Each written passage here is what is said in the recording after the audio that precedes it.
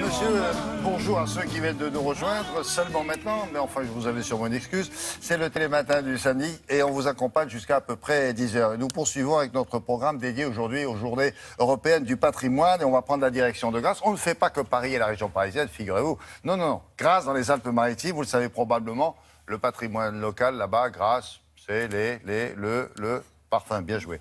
Allons-y. Si on vous parle ce matin, c'est qu'il y a une demeure là-bas qui est entièrement dédiée à l'art de la parfumerie. On dit l'art de la parfumerie. Oui, oui. Bon, Effectivement, ça s'appelle les fontaines parfumées. Elles sont là depuis très très longtemps.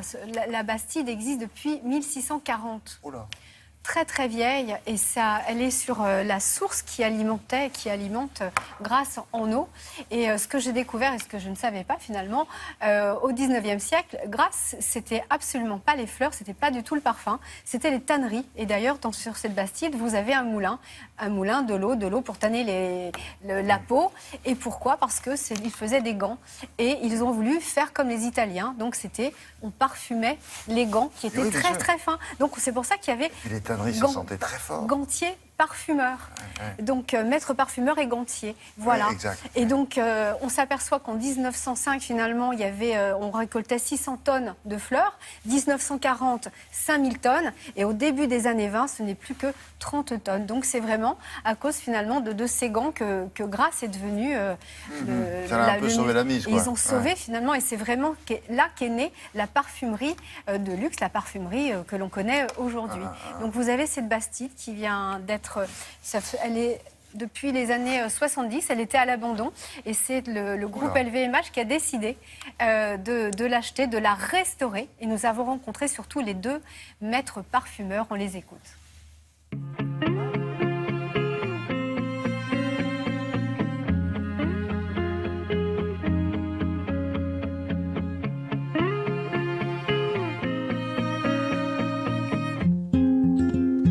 Nous nous trouvons ici dans les fontaines parfumées, un domaine qui a été fondé en 1640, en plein cœur de Grasse.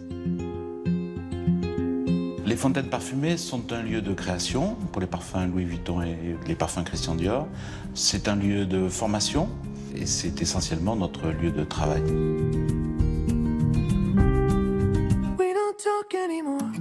Dans ce lieu chargé d'histoire, le visiteur découvre d'abord un magnifique jardin qui est le symbole de ce qu'était Grasse et ce qu'est Grasse aujourd'hui, c'est-à-dire la culture de la plante à parfum.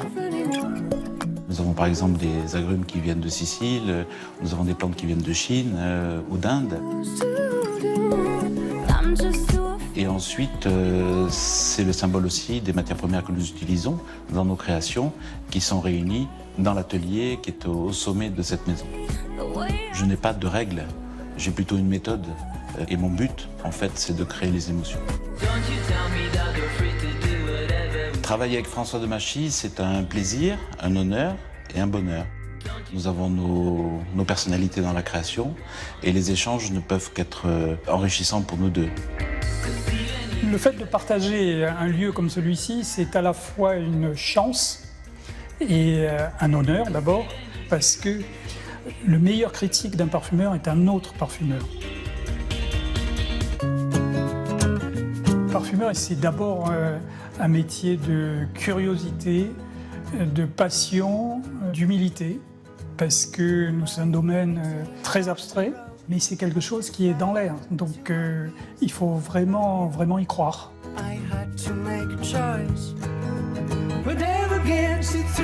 Les meilleurs ingrédients en parfum sont ici.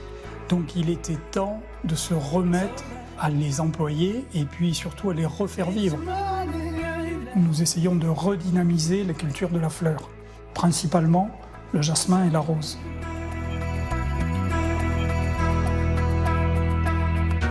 Le métier de parfumeur est un métier très secret et il est important de transmettre cela. Ici, dans cette maison, la meilleure école, c'est quand même l'école d'apprentissage, c'est-à-dire de travailler à côté d'un parfumeur. Ça ne sert à rien d'être dans un métier d'excellence, de chercher les plus beaux parfums, si on ne transmet pas ce savoir-faire.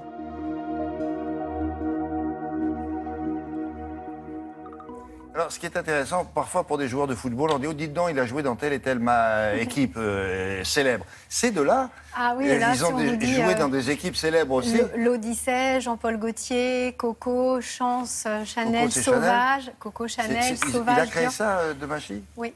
François Et Cavalier, c'est quoi Cavalier, l'Odyssée? c'est l'Odyssée, Jean-Paul Gaultier. C'est vous dire. Hein. Voilà. Et En aujourd'hui, pointure. donc, ils sont chez Dior, chez Louis Vuitton, qui sortent des parfums. Et ils travaillent là? Et ils travaillent tous les D'accord. deux. Voilà. Donc, c'est pas encore ouvert au public. Ça le sera dans les journées particulières Oui, bien sûr. d'LVMH. Mais en tout cas, voilà, il y aura des apprentis qui vont apprendre ce beau métier. Merci beaucoup, Isabelle.